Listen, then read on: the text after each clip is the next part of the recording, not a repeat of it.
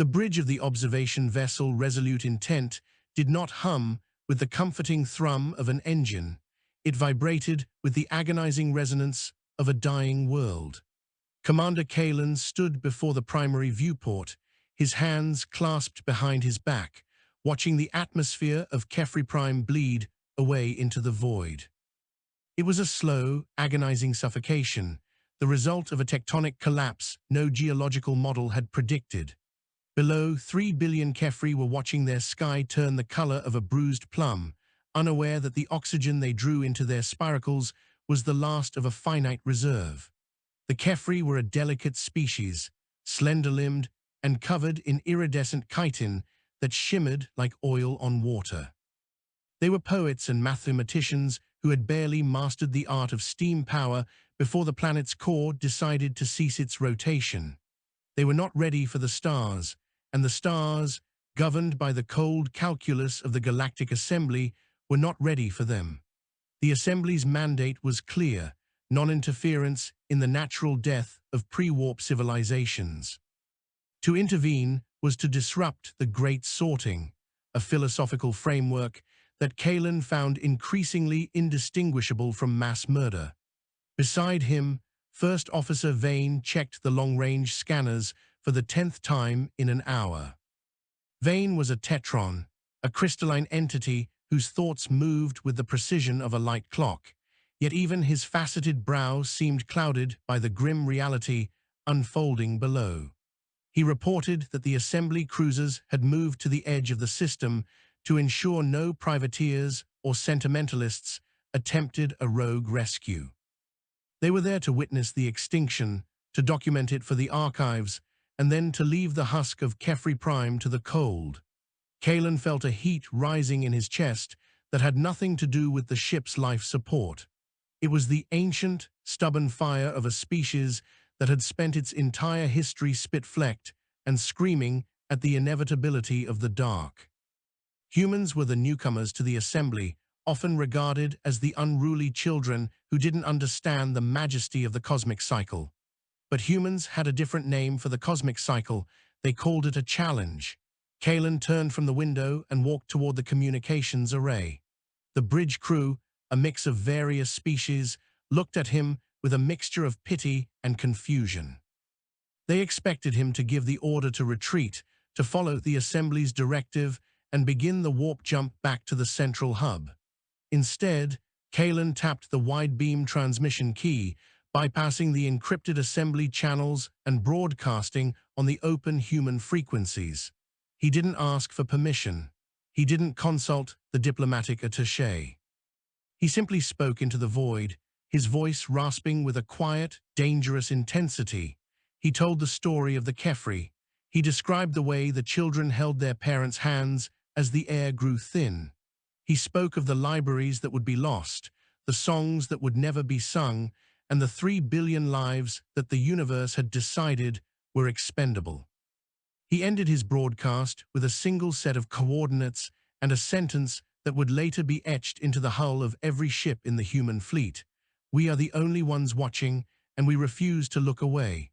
The silence that followed the broadcast was heavy, lasting for what felt like an eternity. Vane looked at Kalen, his internal lights flickering in a pattern of distress. He reminded the commander that the human fleet was scattered across 3 sectors, engaged in trade, mining, and exploration. To gather enough tonnage to evacuate even a fraction of the Kephri population would require a logistical miracle that defied the laws of probability. Moreover, it would be an act of war against the Assembly's edicts. Kalen didn't blink. He knew his people. He knew that for a human, the word impossible was less a barrier and more of a personal insult. He waited, staring at the blank tactical display, while the rest of the bridge crew shifted uncomfortably in their seats.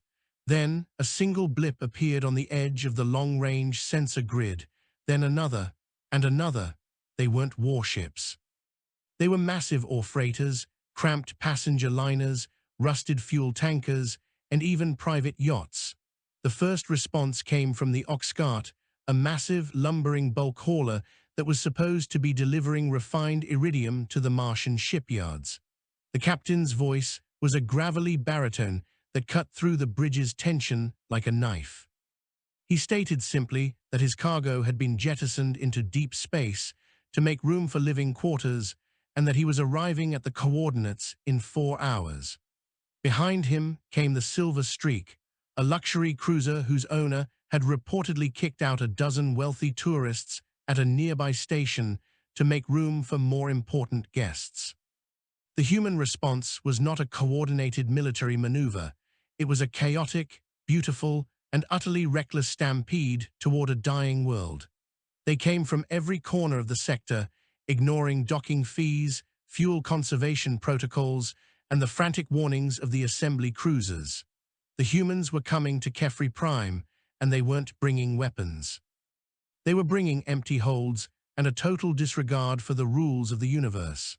As the first human ships began to break orbit and descend into the thickening, toxic haze of the Kephri atmosphere, the assembly vessels finally moved to intercept.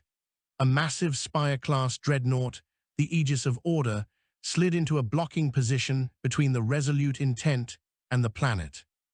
Its commander, a high-ranking Xylosian named High Arbiter Tizal, hailed Kalen.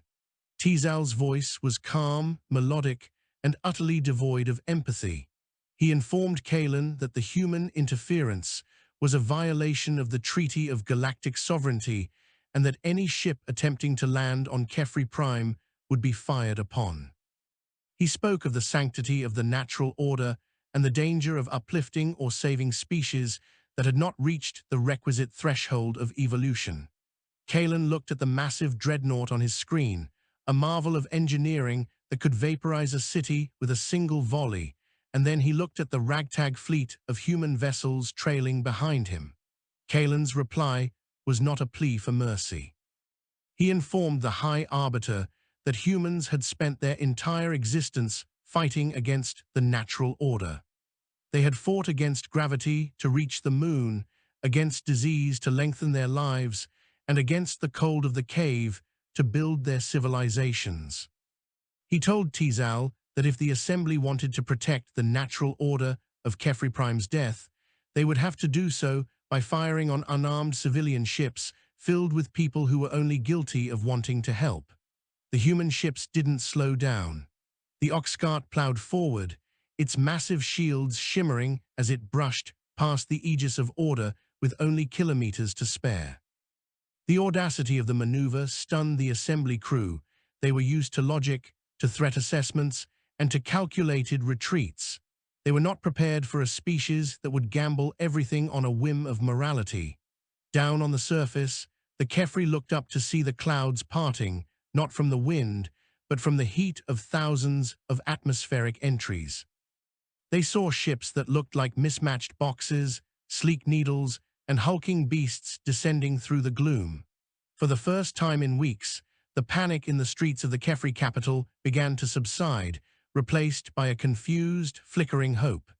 They didn't know who these strangers were or why they were risking their lives to reach a crumbling world. They only knew that when the sky turned black and the air failed, the humans had appeared. Kalen watched from the bridge as the first shuttles touched down in the central plazas.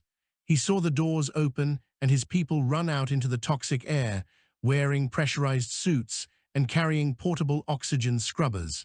They weren't there to conquer or to trade. They were there to carry the weak, to guide the blind, and to prove that in a cold, calculating galaxy, there was still room for the irrational heat of compassion. The evacuation began in a flurry of organized chaos.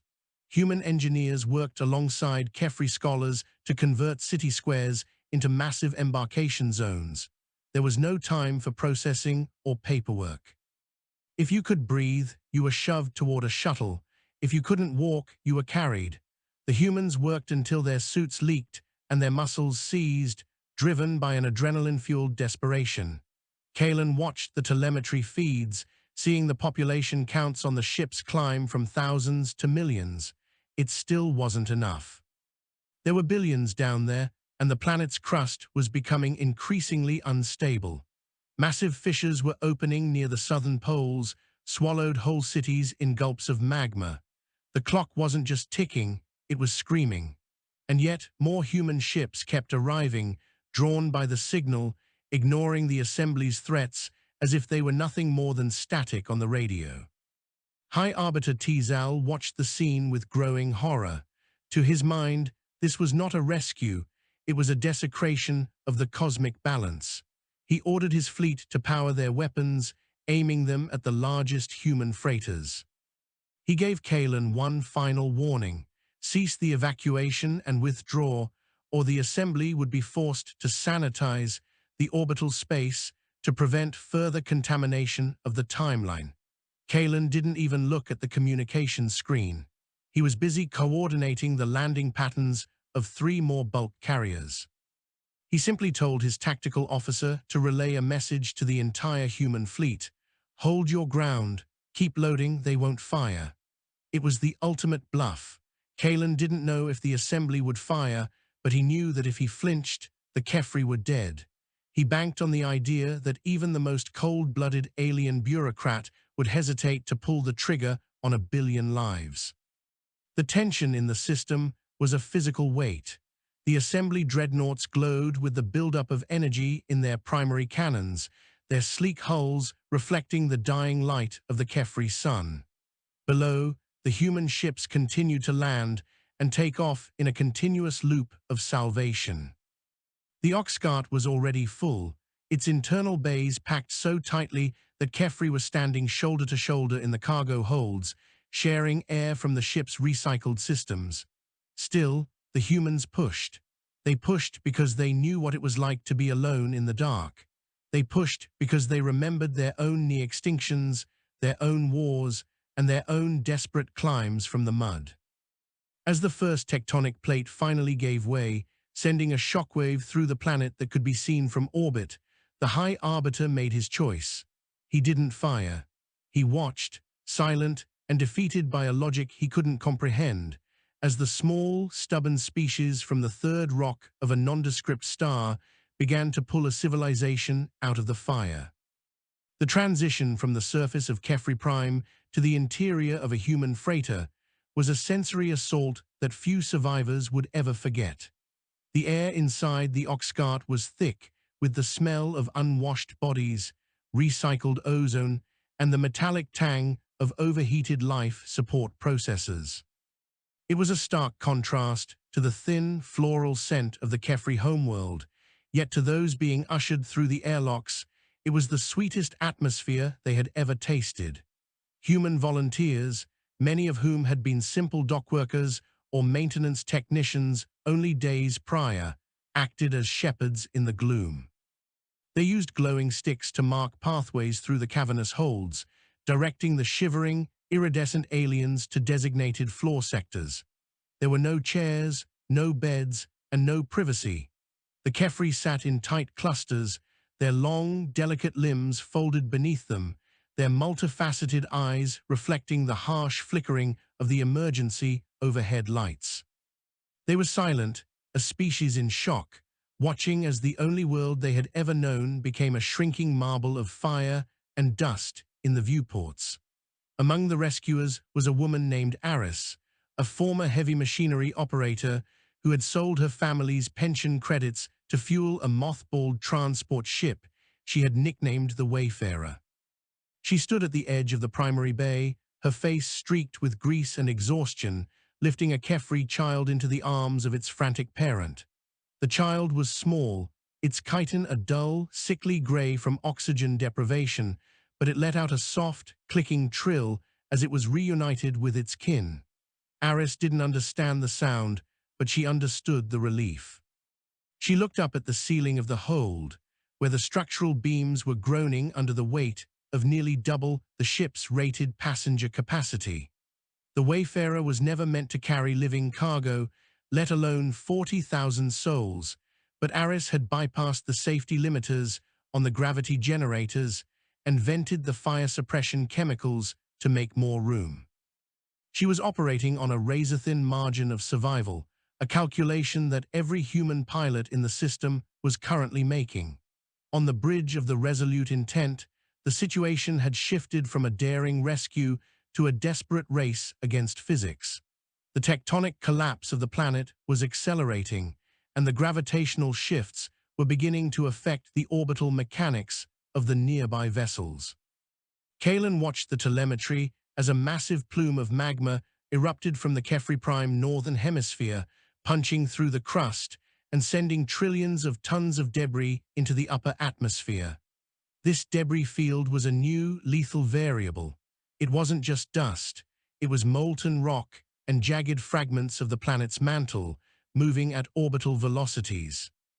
Several smaller human vessels, mostly private shuttles that had stayed too long to save one last family, were caught in the initial spray.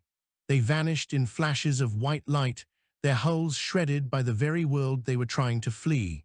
Kalen felt every loss like a physical blow to the chest, but he couldn't allow the grief to settle. Not yet. He turned his attention back to the assembly fleet. The Aegis of Order remained motionless, a silent monolith of judgment. High Arbiter Tizal had not fired, but he had not helped either.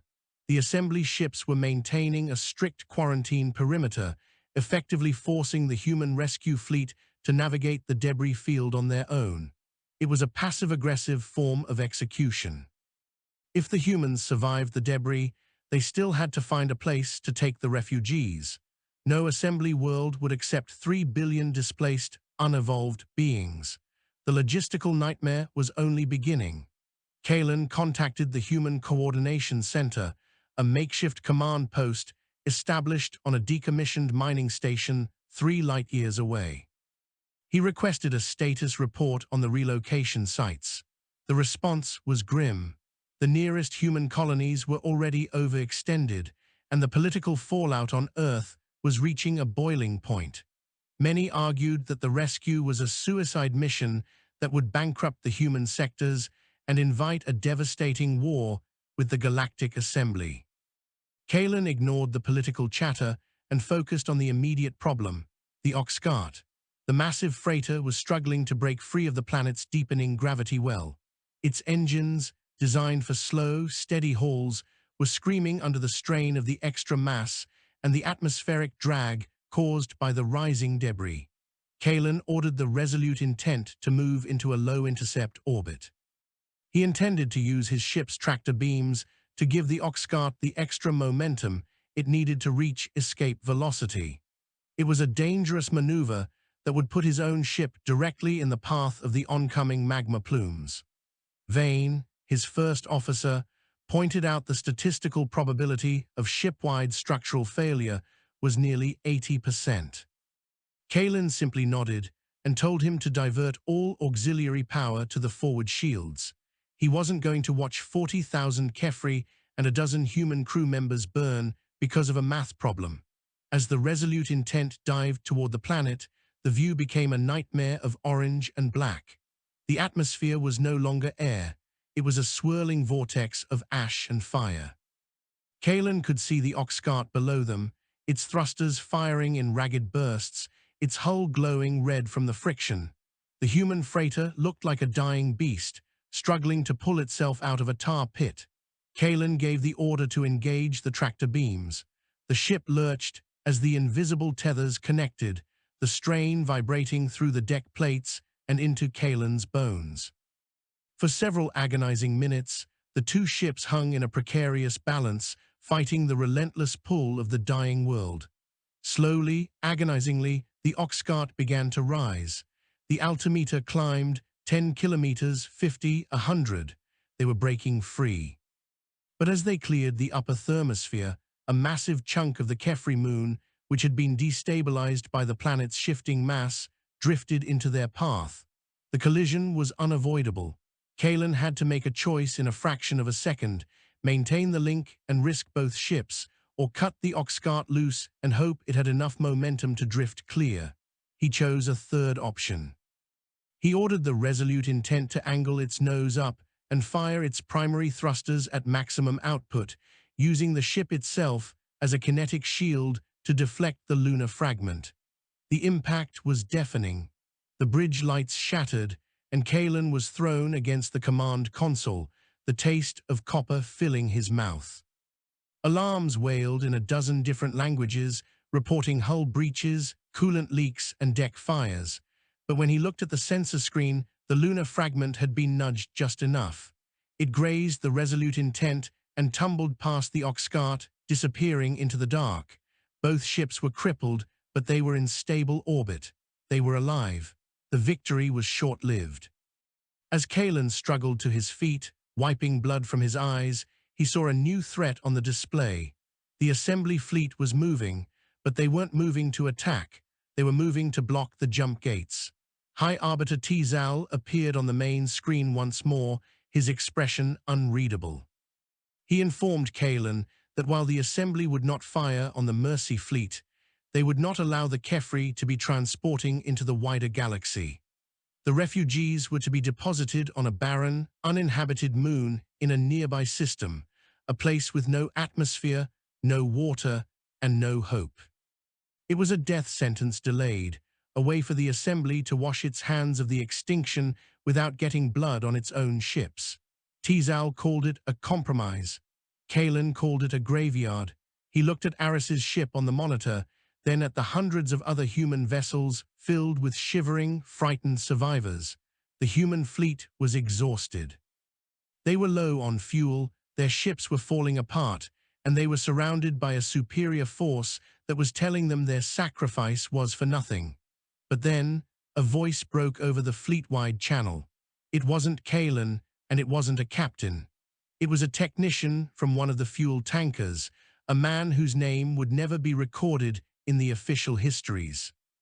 He told a story about his grandfather, who had survived a great flood on Earth by building a raft out of scrap wood.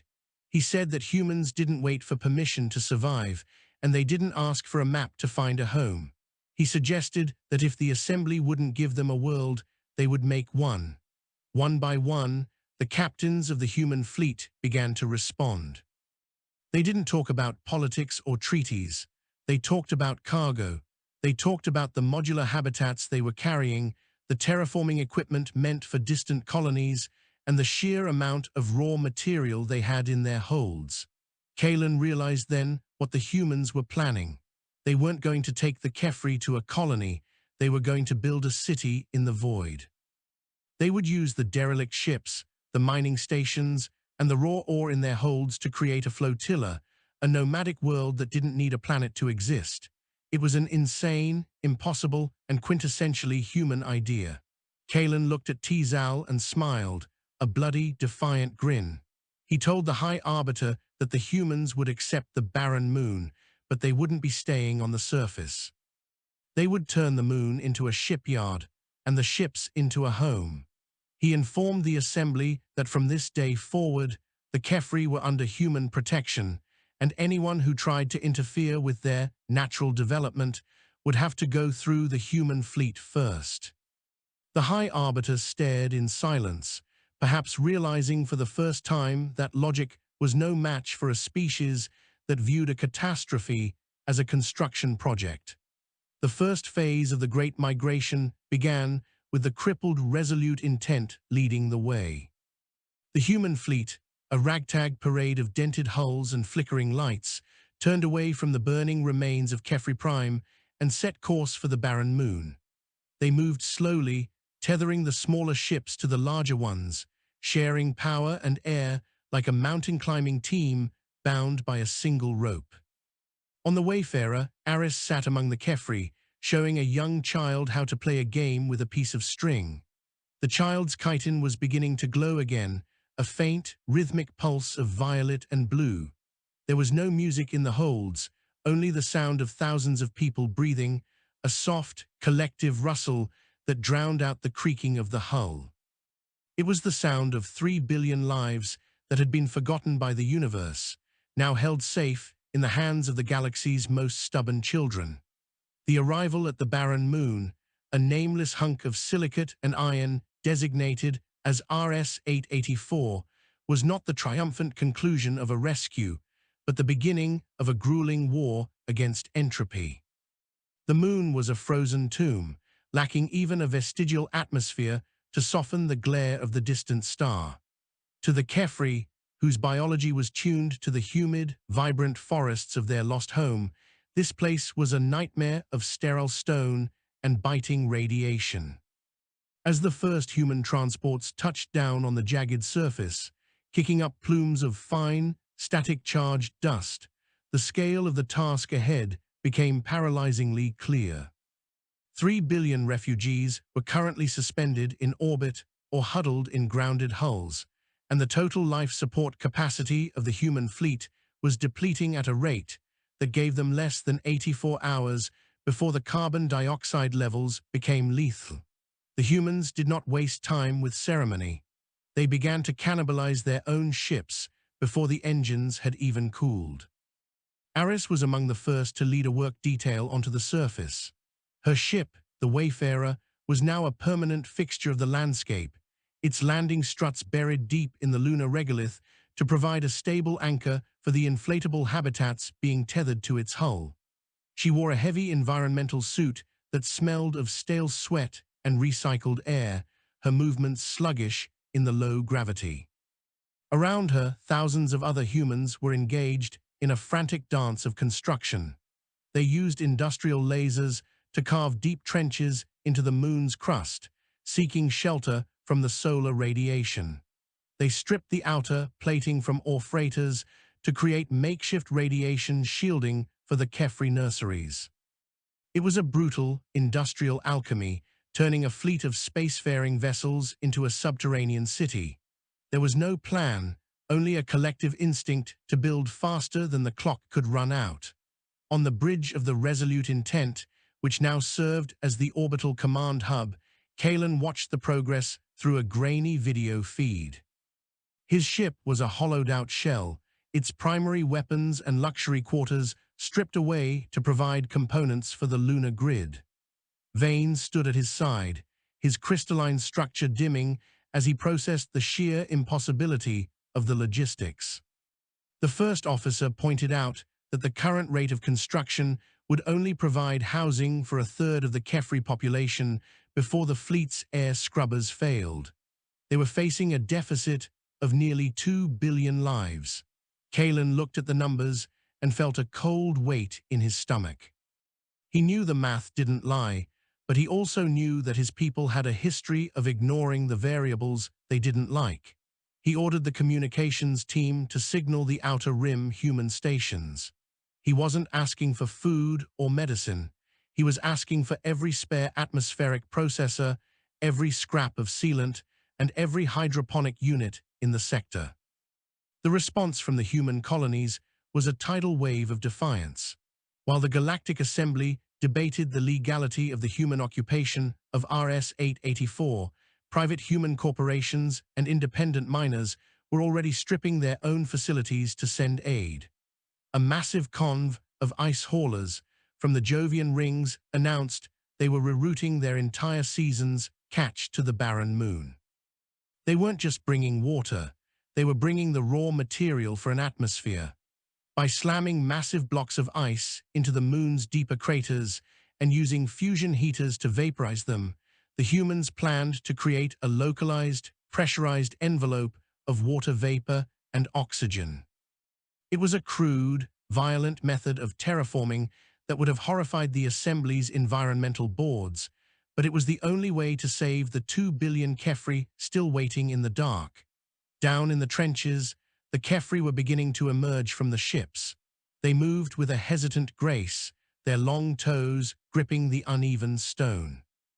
They did not understand the technology of their rescuers, but they understood the intent.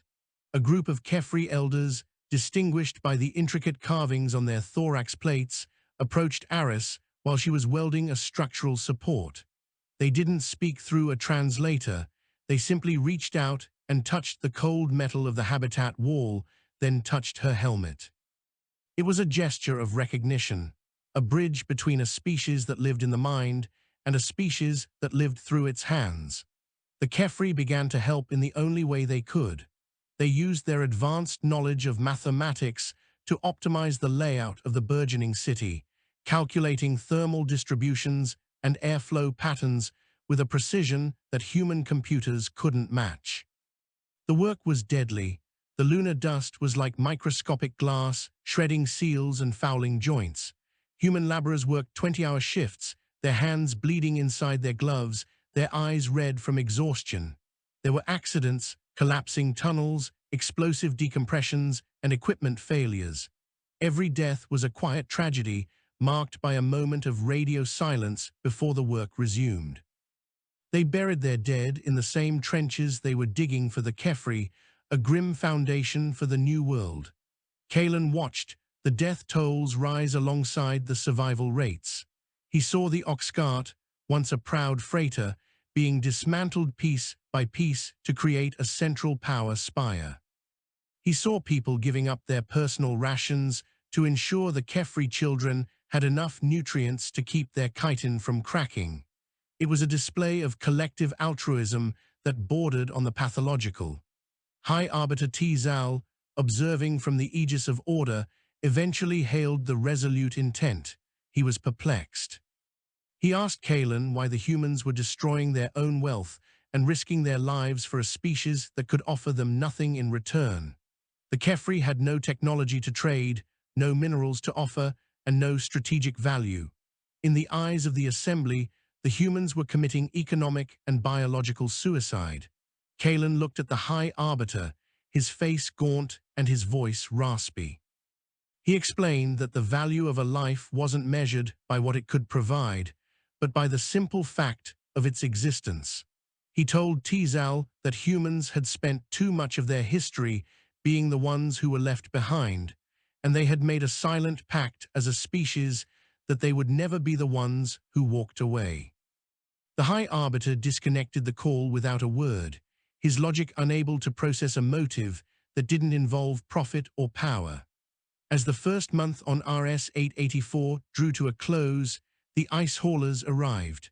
The sky above the moon became a theater of fire as massive blocks of frozen gas and water were guided into the craters by precision-piloted tugs. The impact tremors shook the tunnels, but the humans and Kephri held their ground. Huge fusion arrays, built from the engines of a dozen different ships, ignited, turning the ice into a thick white mist that filled the lowlands. It wasn't a perfect atmosphere, it was a freezing, turbulent fog, but it was enough to hold in the heat and block the harshest of the solar rays. For the first time, a Kephri could step out of a pressurized hold and breathe without a machine. The air tasted of ozone and wet stone, but to the 3 billion survivors, it was the scent of a future. The City of Tunnels, as it came to be known, was a sprawling, subterranean labyrinth that housed the heart of a civilization. In the central plaza, where the hull of the Oxcart formed a massive dome, the Kephri began to record their history. They didn't use books. They carved their stories into the very rock of the moon, using human industrial tools. They carved the story of the day the sky fell and the day the metal giants descended from the stars. They carved the names of the human ships that had burned in the debris field and the names of the workers who had fallen in the trenches. The humans watched, standing in their stained jumpsuits, realizing that they were no longer just rescuers. They were part of a new, shared lineage. They had given the Kephri a home, and in doing so, they had found a sense of purpose that the sterile halls of the Assembly could never provide. Kalen finally left the bridge of the resolute intent and took a shuttle down to the surface. He walked through the fog of the crater, his boots heavy in the dust. He found Aris sitting on a crate near the entrance to a nursery, her helmet off, breathing the recycled misty air. She looked older, her face lined with the stress of the past weeks, but she was smiling as she watched a group of Kephri youths practicing their climbing skills on a repurposed cargo net. Kalen sat beside her, the two of them looking out over the chaotic, beautiful mess of the colony. They knew the Assembly would eventually come with more than just warnings. They knew the resources would run thin, and the challenges of building a world on a dead moon would only grow. But as Kalen looked at the shimmering chitin of the Kephri, reflecting the light of the fusion heaters, he knew they had already won. They had proven that the universe was only as cold as those who lived in it. The transition from a desperate rescue operation to a permanent habitation required a shift in human thinking that was as violent as the tectonic shifts that had claimed Kephri Prime. RS-884, now colloquially known among the survivors as Foundation, was no longer just a destination. It was a hungry, demanding machine that required constant maintenance to keep its 3 billion inhabitants from freezing or suffocating. The atmospheric envelope created by the Jovian ice haulers had stabilized into a thick, perpetual overcast of nitrogen and water vapor, held in place by massive, shipborne magnetic field generators that mimicked a planetary magnetosphere. Below this artificial sky, the human-led construction efforts had moved from simple survival to the creation of a closed-loop ecology.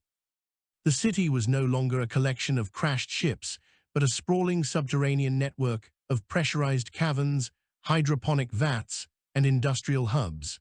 Human engineers, working alongside Kephri architects, were learning that the delicate, insectoid grace of the Kephri was not a sign of weakness, but of a profound understanding of structural resonance. Aris had traded her welding torch for a position in the newly formed Logistics Coordination Council. Her office was a repurposed shipping container buried 300 meters beneath the lunar surface, its walls vibrating with the constant hum of the geothermal taps they had driven into the moon's core. Her task was a nightmare of inventory management, balancing the nutrient requirements of 3 billion Kephri against the dwindling supplies brought in by blockade-running human freighters. The Galactic Assembly had officially declared a security quarantine around the system, claiming that the rapid terraforming of RS-884 was a biological hazard to the sector. In reality, it was a siege. The Assembly was waiting for the humans to break under the financial and physical weight of their own compassion. They expected the humans to eventually realize that the cost of a single Kephri life was too high when compared to the stability of their own economy. Kalen, now operating from a command center carved into the lunar bedrock, felt the pressure of the blockade every hour. He was no longer just a commander. He was the de facto governor of a world that shouldn't exist.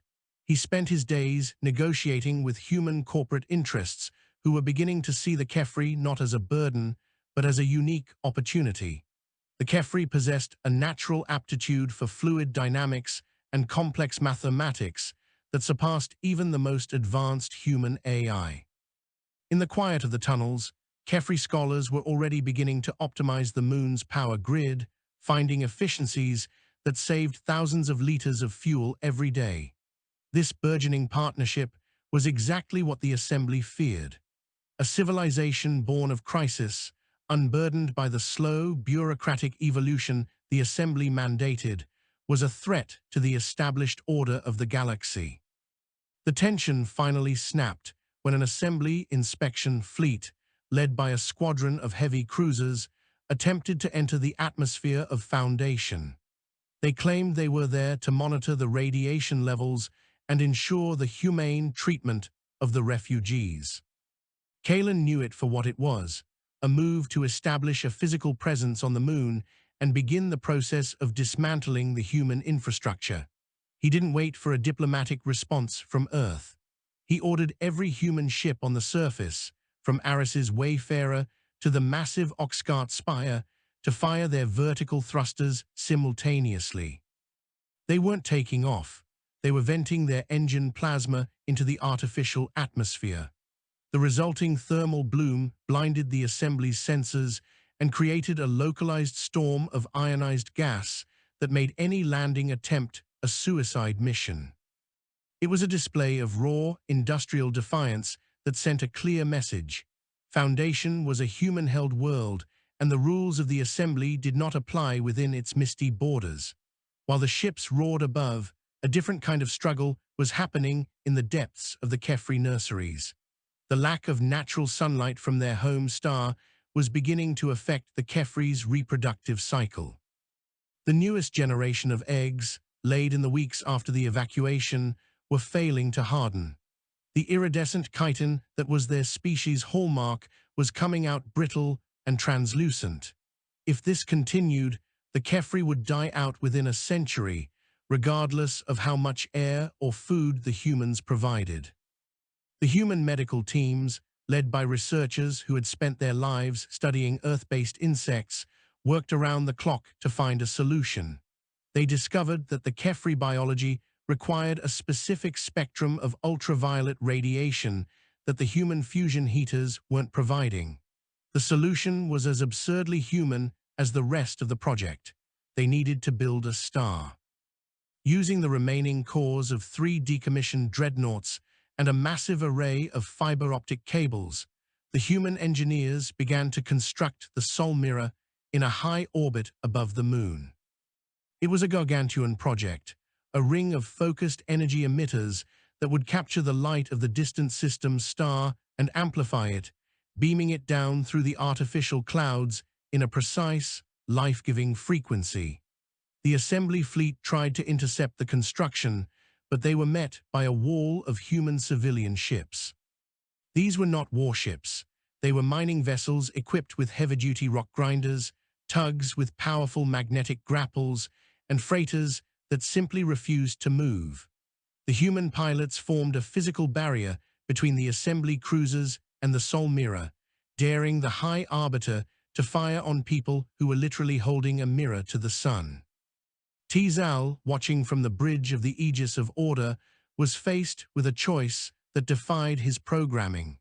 He could order the destruction of the mirror, which would lead to the death of the Kephri next generation and likely start a sector-wide war with humanity. Or he could stand down and admit that the Assembly's great sorting had been proven wrong by a species that treated the laws of physics as mere suggestions.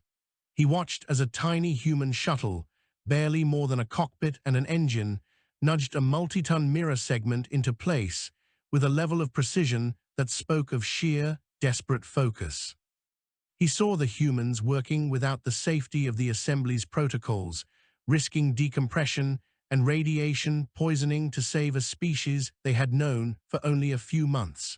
For the first time in his long life, the High Arbiter felt the stirring of something that wasn't logic. He didn't order the attack. He ordered his fleet to move to a distant observation orbit, effectively ceding the space around Foundation to the humans. The first time the Sol Mirror ignited, the clouds over the city of tunnels turned a brilliant, searing gold. The Kephri emerged from their burrows, their multifaceted eyes widening as the warmth hit their shells. The effect was instantaneous.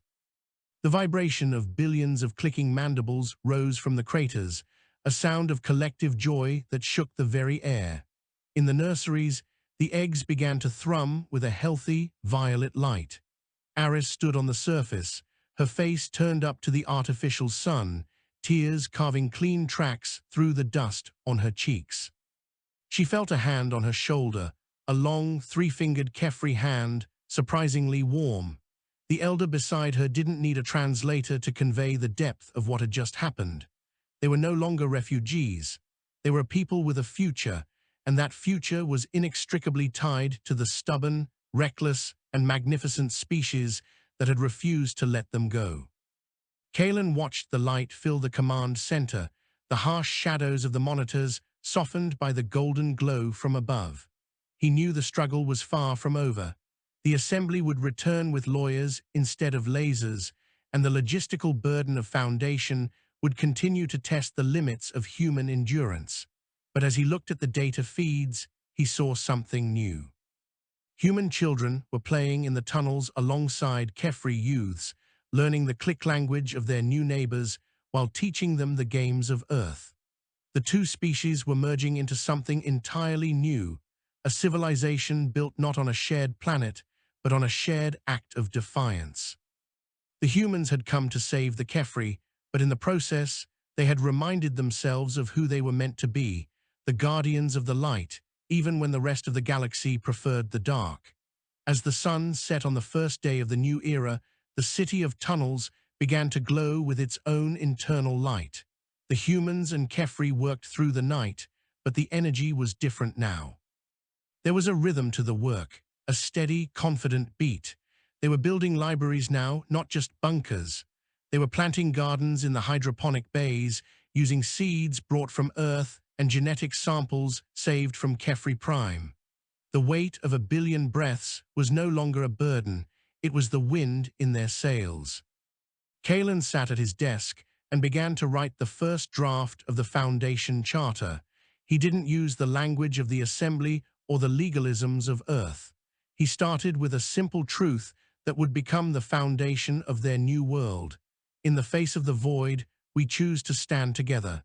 In the face of the end, we choose to begin. The stability of Foundation was a fragile illusion, maintained by the constant exertion of human mechanical ingenuity and Kephri mental precision.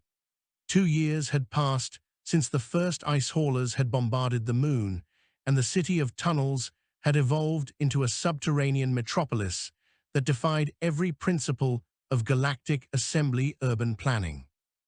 The atmosphere was no longer a chaotic fog, but a layered, breathable sky, regulated by massive carbon-scrubbing towers that humans had built using the hulls of retired warships. The economy of Foundation was a strange, hybrid creature. It operated on a system of mutual debt and shared survival. Humans provided the heavy industry and the raw shielding, while the Kephri had revolutionized the way the colony processed data and energy. By applying their unique understanding of harmonic resonance to human fusion reactors, the Kephri had increased power output by 40%, making the colony not only self-sufficient, but a burgeoning industrial powerhouse in the sector. Aris had risen from a logistics coordinator to the director of the Surface Reclamation Project. Her days were spent in a pressurized rover, scouting the lunar highlands for new sites to install the Solmira relays. She was no longer the desperate scavenger who had risked her life to reach a dying world. She was a builder of a new one. On her dashboard sat a small, carved piece of obsidian, a gift from a Kephri family she had saved during the first week of the evacuation. It was shaped like a human hand holding a Kephri wing, a symbol of the bond of the void that had become the unofficial creed of the colony. The Kephri were no longer just refugees, they were the primary architects of the moon's future. Their ability to calculate multidimensional variables in their heads had made them the galaxy's most sought-after navigators and engineers, though they refused to work for anyone but the humans who had stood by them. This growing prosperity, however, had not gone unnoticed by the Galactic Assembly. The security quarantine had failed to starve the colony out, and the sight of a non-warp species thriving through human intervention was a direct challenge to the Assembly's ideological hegemony. In the grand halls of the central hub, the discourse had shifted from pity to perceived threat. The Assembly feared that the Human-Kephri alliance was the precursor to a new, unregulated power block that would ignore the Great Sorting entirely. To address this, the Assembly dispatched a diplomatic corps of unprecedented scale, escorted by a fleet of peacekeeping vessels that dwarfed the previous inspection teams. They didn't come with threats of fire, they came with the weight of law. They arrived at Foundation with a mandate to integrate the Kephri into the Assembly's custody, claiming that the human occupation was a violation of the Kephri's right to independent development. Kalen met the diplomatic delegation in the central plaza, under the shadow of the Oxcart Dome. The air was thick with the scent of flowering moss, a species of vegetation the Kephri had engineered to thrive in the low-gravity hydroponic bays. The High Arbiter Tizal was not among the diplomats. He had been reassigned after his failure to stop the terraforming. In his place was a being of pure logic named Zon, a translucent entity who communicated through a series of harmonic pulses translated into crisp, sterile speech. Zon presented Kalen with a series of documents that outlined the legal transfer of the Kephri to a managed sanctuary under Assembly control.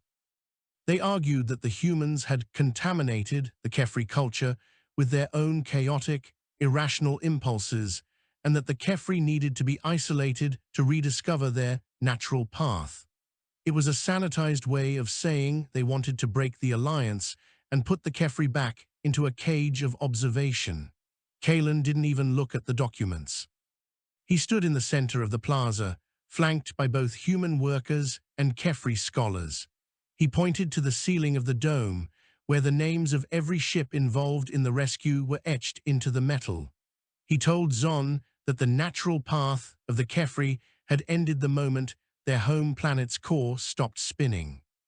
Everything that had happened since then, the rescue, the moon, the Solmira, was an act of collective will that the Assembly's laws weren't equipped to handle.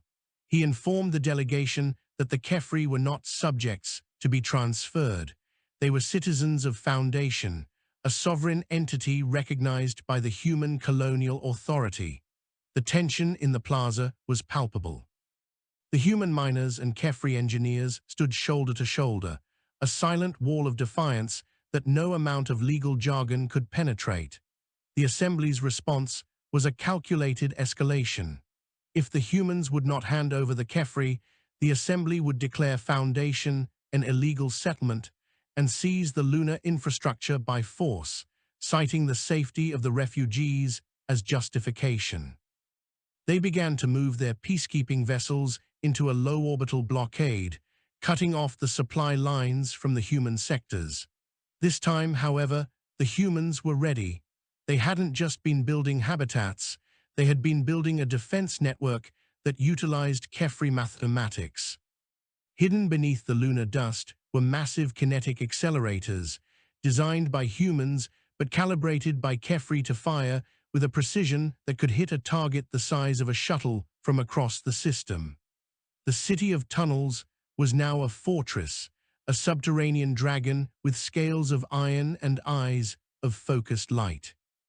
As the first assembly boarding craft descended toward the surface, Kalen gave the order to engage. But it wasn't a volley of missiles or lasers. Instead, the Kephri technicians activated the resonance grid, a project they had been working on in secret for months. Using the power from the fusion reactors, they projected a massive, oscillating electromagnetic field across the moon's surface. This field was tuned to the specific frequency of the assembly ship's stabilization gyros. As the boarding craft entered the field, their guidance systems began to vibrate in sympathy with the moon's own rotation. They didn't explode. They simply lost the ability to maintain a straight line, their pilots forced to abort the landing as their ships began to spin like tops. It was a non-lethal, highly sophisticated rejection of the Assembly's authority, a mathematical middle finger that left the diplomats speechless. Zon's pulses became rapid and discordant. He accused the humans of using unauthorized alien technology and warned that such provocations would lead to a total war. Kalen stepped forward, his voice echoing in the vast plaza. He told Zon that there was no such thing as alien technology on Foundation, only the shared knowledge of two species who had decided that the universe was too big to face alone. He challenged the Assembly to look at the Kephri children who were now thriving in the schools, at the Kephri elders who were leading the research teams, and at the humans who had sacrificed their wealth and safety to make it possible. He asked the diplomat if the Assembly's great sorting could account for the fact that the Kephri were now more advanced than they would have been in 1,000 years of natural development. The blockade held for weeks, but the spirit of Foundation did not flicker. Inside the tunnels, the community drew closer. They shared meals, they shared stories, and they shared the burden of the siege. The human children had started to develop a localized dialect that mixed English and Kephri cliques, a language of the future that the Assembly's translators couldn't even parse. The Kephri, in turn, had adopted the human habit of naming things after people and places of significance. They named the main oxygen plant after the ox cart and the central hospital after a human nurse who had died during the first year of the settlement. The two cultures were no longer distinct. They were weaving themselves into a single tapestry of resilience. The Assembly was trying to fight a war of logistics, but the humans and Kephri were winning a war of identity. The stalemate was finally broken by the Kephri themselves, a group of their most respected mathematicians, led by a scholar who had become a close friend of Kaelin's, managed to hack into the Assembly's own communication network. They didn't send threats, they sent data. They broadcasted the entire history of the Foundation project, the footage of the rescue, the records of the construction, and the physiological data showing the Kephri's unprecedented growth and health. They sent this data to every world in the Assembly, bypassing the censors and the security quarantine. They showed the galaxy what was possible when a species was given a hand instead of a lecture. The resulting public outcry across the Assembly's own worlds was massive. Other species, many of whom had felt the cold sting of the Great Sorting in their own histories, began to demand an end to the siege. Faced with a burgeoning rebellion from within and a fortress that refused to break from without, the Assembly was forced to blink. The peacekeeping fleet was ordered to withdraw, and the security quarantine was lifted. Foundation was granted the status of an independent protectorate, a legal gray area that allowed it to exist outside the Assembly's direct control while maintaining trade relations. It was a total victory for Kaelin and his people, but more than that, it was a victory for the idea of humanity. They had proven that the value of a species was not determined by its progress on a linear scale, but by its capacity for empathy and its willingness to fight for the lives of others. The humans had not just saved the Kephri, they had redefined what it meant to be a galactic power. As the last of the Assembly ships vanished into warp, Kaelin stood with Aris on a ridge overlooking the city of tunnels. The Sol Mirror was shining down, casting long, golden shadows across the craters. Below them, the moon was alive with movement, the shimmering chitin of the Kephri and the sturdy forms of the humans working together to expand their home.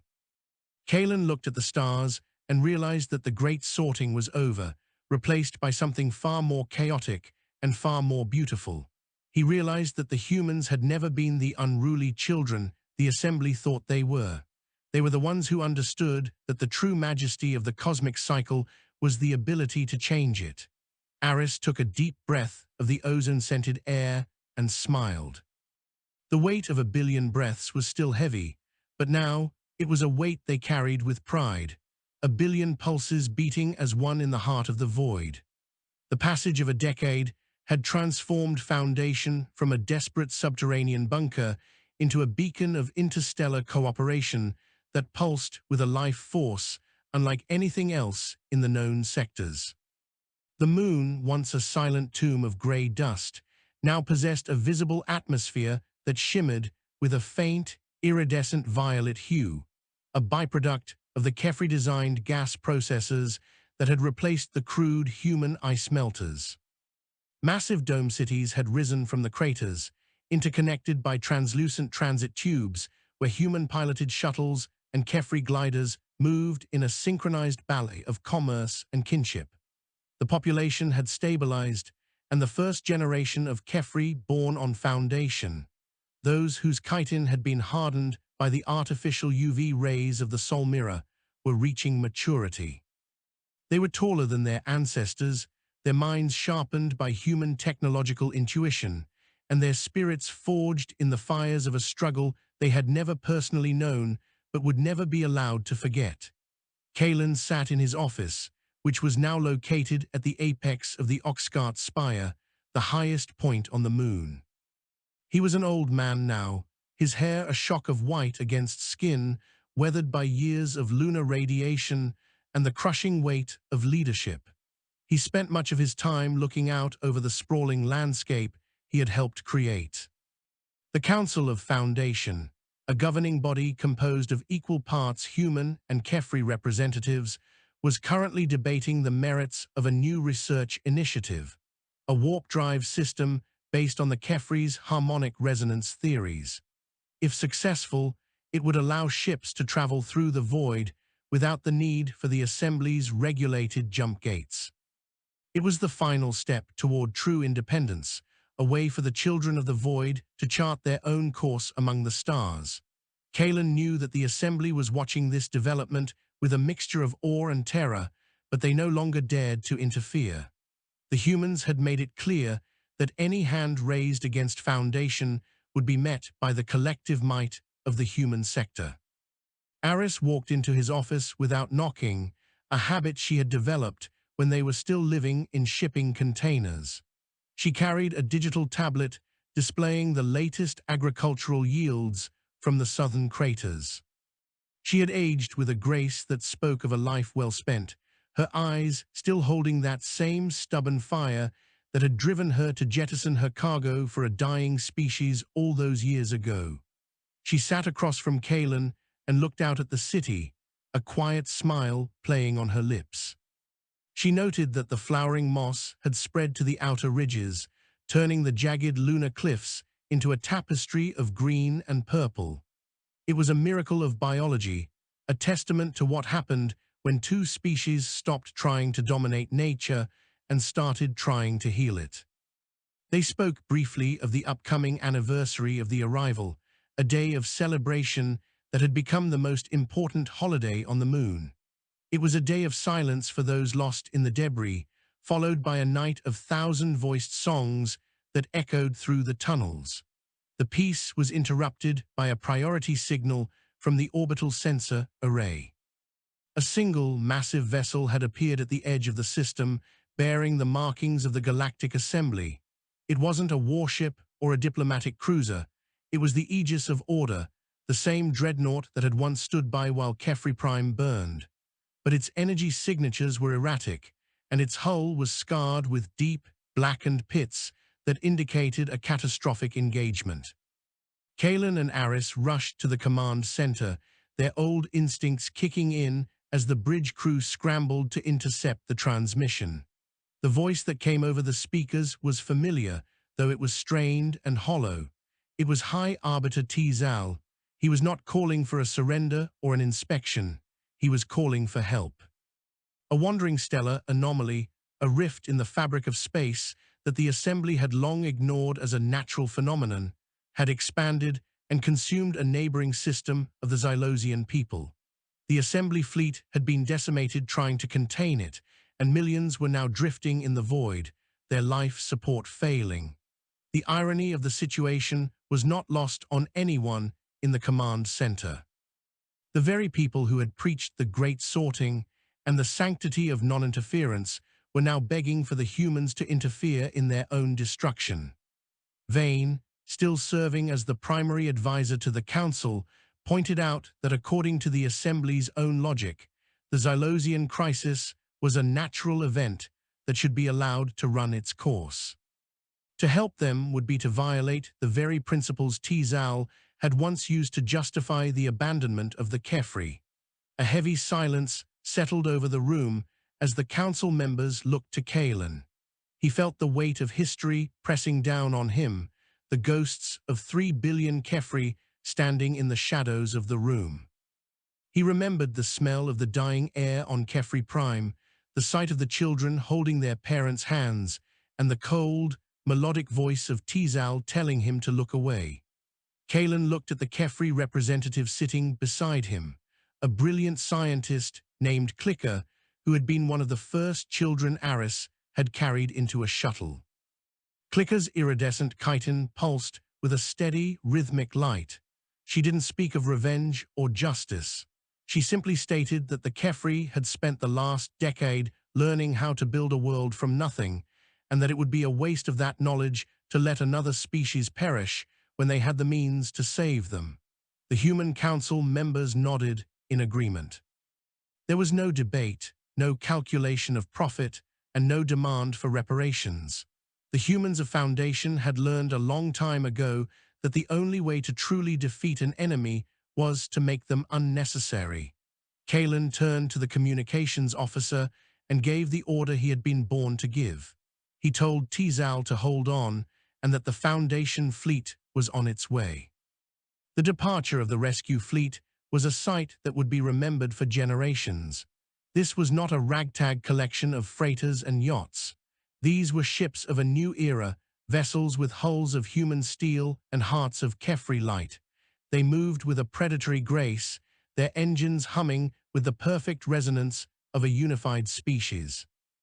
Aris led the vanguard in the Wayfarer II, a ship designed specifically for mass evacuation and medical relief.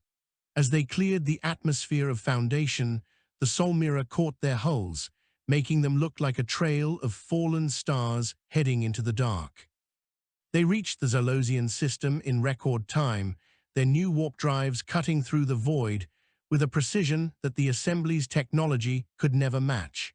They found a scene of total devastation, a once proud civilization reduced to a scattering of escape pods and broken hulls. The rescue was a masterpiece of efficiency. The humans and Kephri worked together as a single organism, their movements practiced and sure.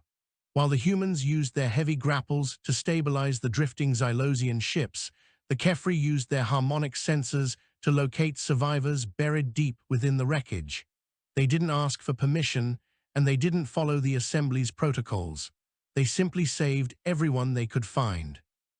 Tizal watched from the bridge of his crippled dreadnought as a human Kephri team boarded his ship, bringing oxygen, food, and medical supplies. He saw the way they interacted, the casual ease between the two species, the way they anticipated each other's needs without a word. He realized then that the great sorting was a lie not because it was cruel, but because it was small. It was the logic of a universe that didn't believe in growth. By the time the last of the Zalosian survivors were brought back to the safety of Foundation, the Galactic Assembly had been irrevocably changed. The myth of human inferiority and Kephri fragility had been shattered. Foundation was no longer just a protectorate, it was the new center of the galaxy's moral gravity. The Zalosians, grateful for their lives, became the third pillar of the moon's growing society, bringing their own unique skills to the collective. The City of Tunnels grew into the City of the Star, a sprawling, multi-species marvel that stood as a living rebuke to the coldness of the void. Kalen lived just long enough to see the first Zalosian child take its first steps on the lunar surface, watched over by a Kephri teacher and a human doctor. He died peacefully in his sleep, his last view being the golden light of the Sol Mirror reflecting off the vibrant, living world he had helped build. The funeral of Commander Kalen was not a day of mourning, but a day of reaffirmation. They didn't bury him in a trench. They placed his remains in a memorial garden at the heart of the Oxcart spire, where the air was the sweetest and the light was the brightest. Thousands of Kephri, humans, and Zalosians gathered in the plaza, a sea of different colors and shapes united by a single purpose. Aris stood at the podium, her voice steady and clear as she spoke not of Kalen's rank or his titles, but of his refusal to look away. She reminded them that the strength of Foundation was not in its engines or its weapons, but in its memory. They were people who remembered what it was like to be lost, and therefore they were people who would always find a way to bring others home. As she spoke, the Kephri began to click in a low, resonant hum, a sound that vibrated through the metal of the spire and into the very bedrock of the moon. The story of the Kephri Prime evacuation and the rise of Foundation became the founding myth of a new galactic era. It was taught in schools across 100 worlds, a lesson in the power of irrational compassion. The humans, once seen as the unruly children of the stars, were now recognized as the galaxy's greatest architects, not of buildings, but of hope. They had proven that when the universe tells you that 1 billion breaths must cease, the only honorable response is to give them your own. The weight of those breaths was no longer a burden. It was the gravity that held their new civilization together. And as the ships of Foundation continued to venture further into the dark, they did so with the knowledge that no matter how cold the void might be, the heat of a single, stubborn heart was enough to start a fire that could light the way for everyone.